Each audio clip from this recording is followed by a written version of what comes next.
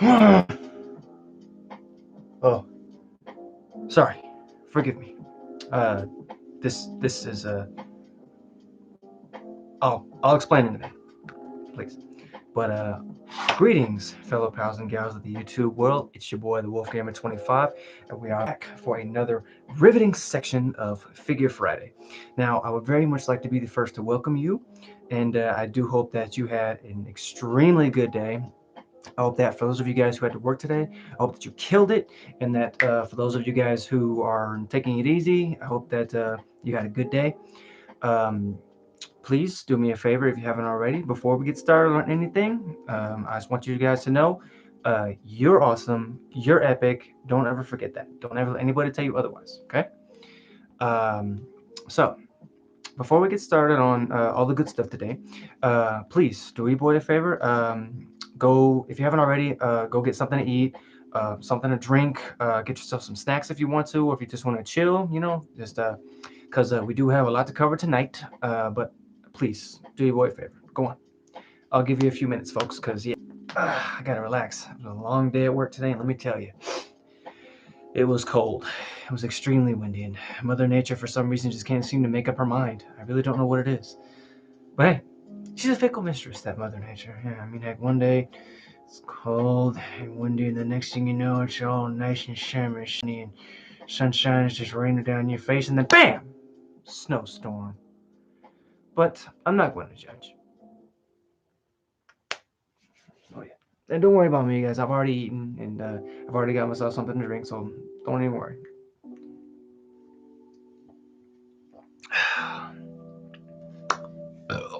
Excuse me.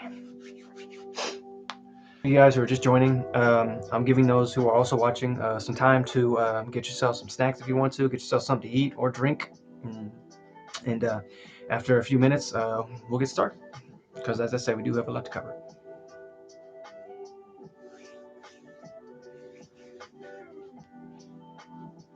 Sorry, I'm a little bit excited as to what I have to show you guys today. Just stretch a little bit.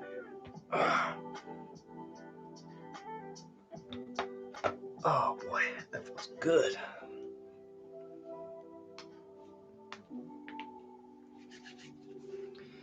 Now, I can see already that my signal is a little shoddy, so there may be times where my lips won't be able to match the words, but they will catch up eventually, so please bear with me, folks. Once again, Mother Nature's outside. She's really messing with my signal. I don't know what the problem is. Let me just check here. Mm-hmm. Just as I thought. It's cold outside, so as you know, cold usually comes up with wind, and wind is what really messes with my signal. But hey, um, we're still gonna have a good time tonight, okay? So, let me just go ahead and put this here, and we'll go ahead and get started. So, I hope you guys, once again, had a good day. Please do me a favor, kick back, relax, take a breath of relief. Just kick your feet up and relax, because as you know, it's just me, you, and the merchandise of today. And for today, we will be taking a walk into two different worlds. We're going to be taking a walk into the world of television, and at the same time, we're going to be taking another step into the world of Marvel. We're going to be introducing 4 new Funkos tonight. Um Tonight is all about the Funkos, folks. So just know I've already got something planned for the next episode. I do hope you guys look forward to that one. And for what I'm going to be introducing tonight, I do hope that you enjoy. So why don't we just go ahead and get started? So I thought that we'd go ahead and visit the world of television, as today marks the 21st of February. And for those of you guys who have been keeping up with said show that I'm about to be talking about, it's going to be making its epic return this Sunday, which I'm very excited for because I've been waiting for it for a pretty good while now. And it's one of my many favorite shows. I've been with it, I'm proud to say, since the first season, since it all started back in the very first Halloween, of which, of course, I watched it, and I've been hooked ever since. And I've spoken about this show before. I've introduced some of the key characters. So tonight we're going to be introducing some more key characters and give a little history on who they are. So why don't we just go ahead and get started? Okay. Now, the first one I'm going to introduce is one of the, as I said, main characters in the show. Um, she is a brilliant tech. She's a tactician. She's smart. She knows how to handle herself. She knows how to take care of herself, survive. She's a lone survivor when said outbreak, I'm sure you caught that, had started. Um, she did have a family. However, they fell victim to the chaos, which of course ensued, and of course it consumed the city. And when that happened, of course, it took her family. But she, in a way, kind of kept her folks close by because, in a way, they helped her, even in the current state, to help her survive the post-apocalyptic world of, you guessed it right, folks, The Walking Dead. Because I would very much like to introduce one of the baddest females in the show. When she really knows how to handle herself, she's really got a good attitude, a leader's attitude, and she really knows how to handle a katana like a badass. Ladies and gentlemen, Michonne. Now, as I said, you'll notice this looks different because she's not rocking the headband or anything else. This is actually this season 10 Michonne. This was the look that she had donned in season 10A, of course. I say season 10A because this one that's returning is going to be season 10B. Woo. Now, I'll give you guys a look. Easy, easy with the katana. There we go. And of course, some history about Miss Michonne here. When the outbreak started, I believe her first appearance was in season 2. Um, Now, she didn't catch up with the group or even meet the group until about season 3, midway through. Her first appearance, as I said, was when she was alone. She met Andrea for the first time, and she came upon her wearing that dark hood of hers. She had a couple of walkers with her chained, but what I love about the thing she does with them is that she uses them as camouflage. Whereas most people would just cut open walkers, spread their guts on them. Her method is a little bit more effective and less dirty. What she does, she basically she takes off their ability to infect, which of course comes from the bite. Now, her method is she cuts off the lower jaw because that's basically where all the power is, and in doing so, she takes away part of their mobility, of course, if you will, or part of their strength, which of course she lops off the arms and throwing a couple of collars and chains on them, she basically has walking camouflage. And at the same time, that blew me away the first time that I met her because I honestly thought she was going to be a threat. But in the end, um, she met one of the key characters, Andrea. Rest in peace. Um, and of course, they became friends. And in doing so, um, had it not been for her meeting Andrea, then the events of which Woodbury never would have happened, and then of course her and Rick never would have met. Now I remember these two meeting for the first time like it was yesterday. It was just a regular day, routine. This was when Rick and the group had already moved into the prison, and of course.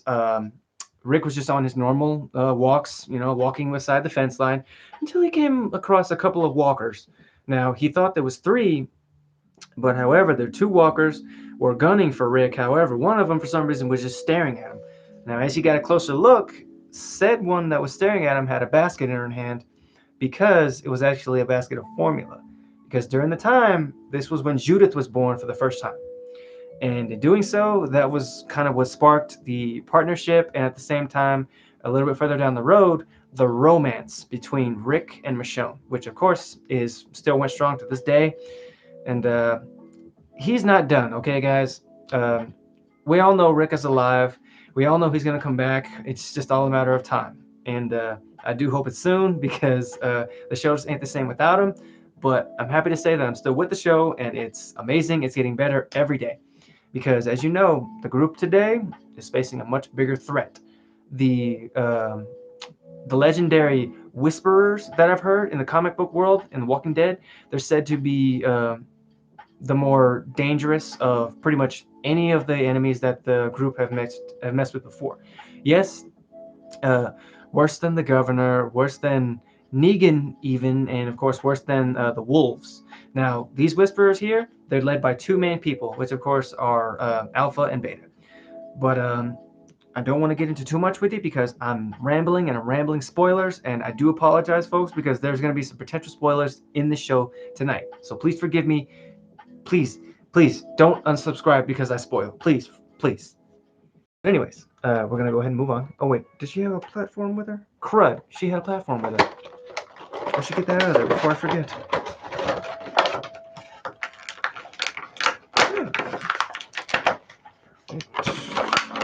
Sorry guys, I apologize for the noise. I keep thinking my room is soundproof, but for some reason I find it's a hard fact to just get her on the platform, that way she can stand tall. Ah, that's better. Oh yeah. And as you can tell, a lot's changed about Michonne. You know, her attitude, as I said, has changed a little bit. She's become more of a team player. She's become more agile, more mobile, if you will, and she loses the headband. Of course, she still keeps the katana. But anyways, moving on. Now, the next individual that I'm going to bring up is a relatively newcomer to the show, and I mean he's already one of my favorites, really. I mean because me being this type of lover of this particular individual, and I'm gonna tell you guys why, because this one in particular. He sort of gives a new perspective to the show to show that you know there is still a world out there of the dead. However, there's still a little bit of normality in the world because this particular individual here, it helped me realize is that you have to appreciate the little things. And credit to Daryl for helping me to actually get to meet this character on the show for the first time.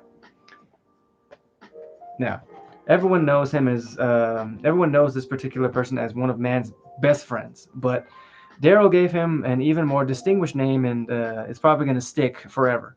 Ladies and gentlemen, Dog. That's right, folks. It's Dog from The Walking Dead.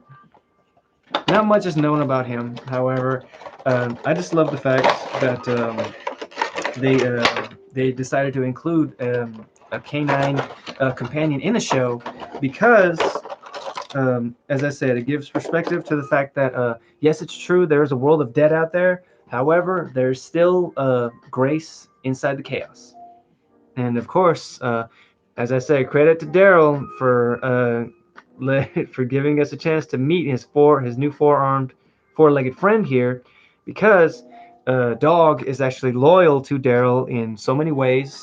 He listens, he obeys, he's trained to spot walkers, to spot traps. He's got that nose, of course. He's a German Shepherd breed, very well behaved. I believe his first appearance was in season 10, and it was also just one time when Daryl was outside. He was just camping, minding his own business. And the next thing you know, here walks up a dog, and he just decided to stay. So Daryl decided to take care of him and make him his own, and I'm happy he did, because that's just one of the many reasons that helps me to appreciate the show more, to make me want to keep watching it. Because I mean, I'm honestly, most people say that the show is starting to go down the drain, but me, honestly, I love the show, and to me, I've been with this for a while, and I'm not gonna leave it. I'm gonna keep watching the show until every character is either killed off or they just decide to cut the show. Period. And even then, I'll probably still watch it, going back. But hey.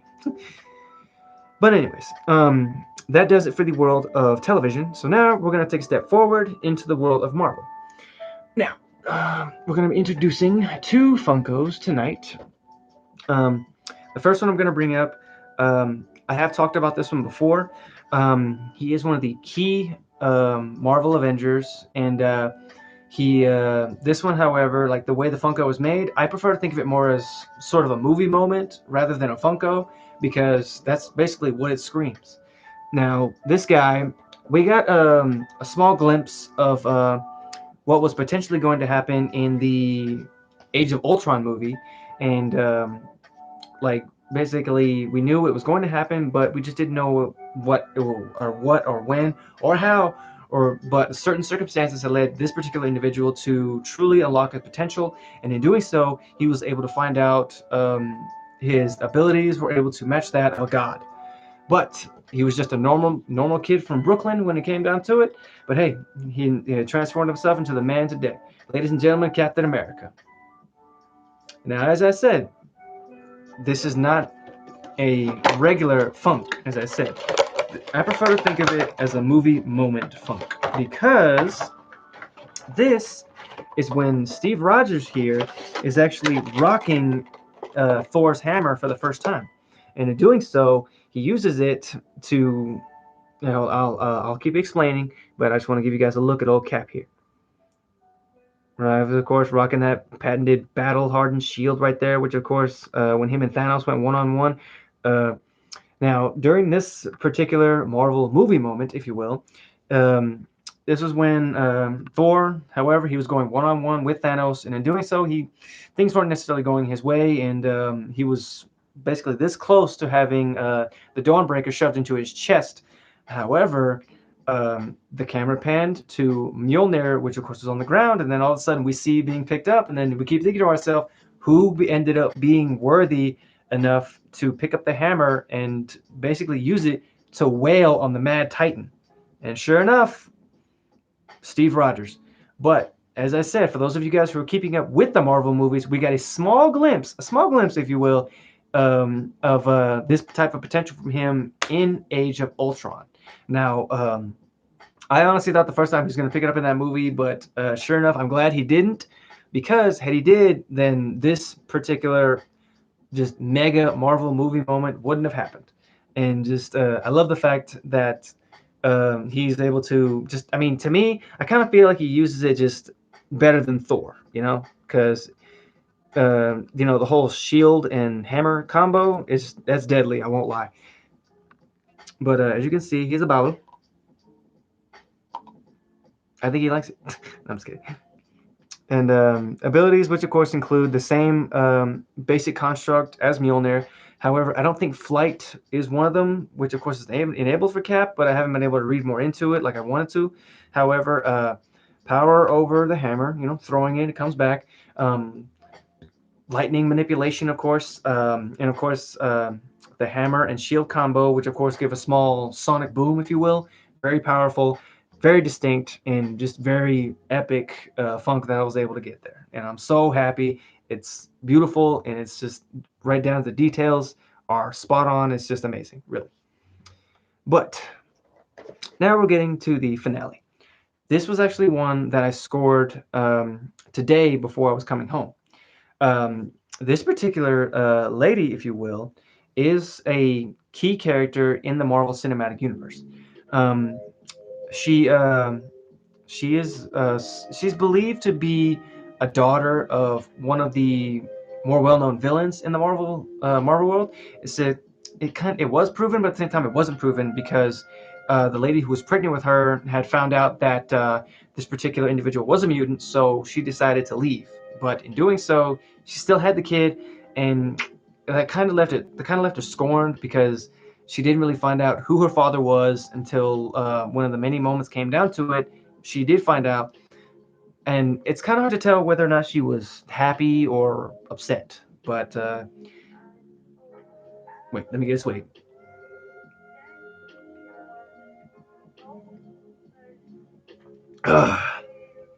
Sorry, folks.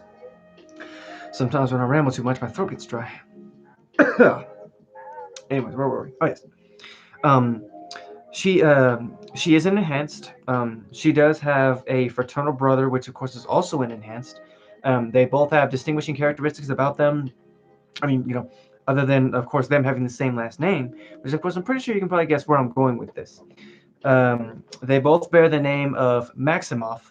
They're both they're not necessarily like, I mean, I can't really call them twins because to me I think twins are sort of like an identical type thing, and just these two, they're not really that identical to me. But as I said, she is a Maximoff, and she's a badass. She's another one of my favorite Marvel characters. Ladies and gentlemen, Wanda Maximoff, aka the Scarlet Witch. Yes, you heard me right, folks. Now, the world knows the Scarlet Witcher by Wanda Maximoff, but they also know her by all the chaos, which of course she has been in doing so. But that was only, of course, when she was scorned by her father, who supposedly people say is Magneto, but most people stipulate that it was never really proven because a lot of people in the world of Marvel, they say that. It's someone different. I can't remember the guy's name for the life of me, but let me get her on the platform. Let me see. Okay, easy. Okay, go ahead, Wanda. Let him see. Let him see what you look like. Ah, there we go.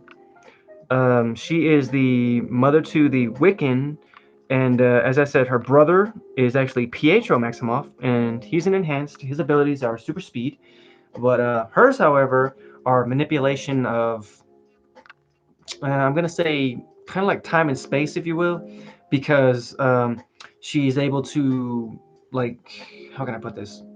She lifts things up. She lifts things up and pulls them down. But at the same time, she can conjure up, shields, beams, projectiles. Powerful Marvel characters in the world. This is she's been known to go toe to toe with Thanos. I mean, even like in the events of Endgame, there are certain scenes where she was brought back. She loses. I mean, just seeing her go on that whole, just losing her shit. I gotta tell you, that was one of the more movie moments that just blew me away, because she was able to basically make Thanos just flat out cry. Look, he's about to cry. But I mean, that was just me. Even though things were going her way, he just had to look up to the sky and say, "Rain, fire, just do it." But of course, he had no choice, because had he not done that, then he probably would have died right then and there. But and what to me, what led to Miss Maximoff here is, of course, as you guys know, for those of you guys, as I said, there are spoilers. I do forgive me. You took everything from me, and of course, Thanos. I don't even know who you are. You will. Sorry, I'll quit. I'm sorry. But I'll give you guys one last look at the products before we call it a night. There's, of course, Michonne.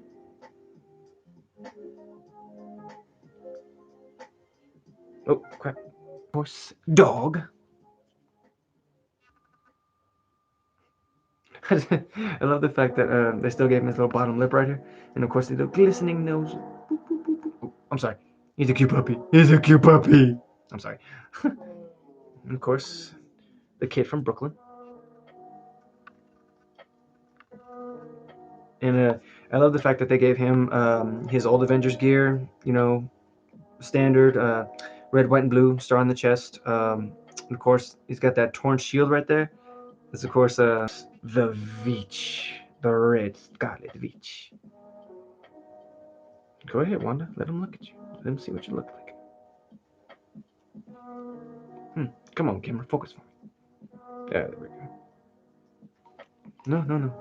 Don't conjure any spells. Just that's gonna do it for us tonight, guys.